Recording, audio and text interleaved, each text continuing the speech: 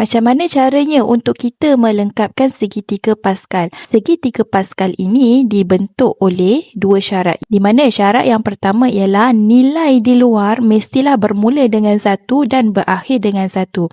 Di mana kita tulislah setiap yang hujung ni kita tulis 1. 1, 1, 1, 1, 1, 1, 1, 1, 1, 1. Dan yang kedua ialah kita tengok kotak-kotak kosong yang berada di tengah ini ialah hasil tambah digit yang atas sebelumnya.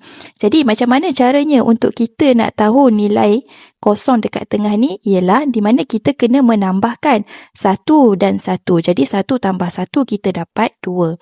Seterusnya nilai kosong yang dekat bawah ni ialah 1 ditambahkan dengan 2 kita akan dapat 3. 2 ditambahkan dengan 1 kita akan dapat 3. Dan begitulah seterusnya. 1 tambah 3 kita akan dapat 4.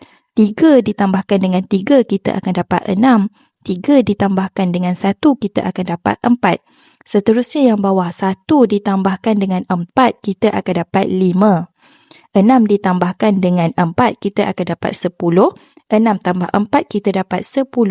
4 tambah 1 dapat 5. Maka kita sudah melengkapkan segitiga Pascal. Jadi siapa yang nak belajar lebih boleh join kelas online Cikgu Nat.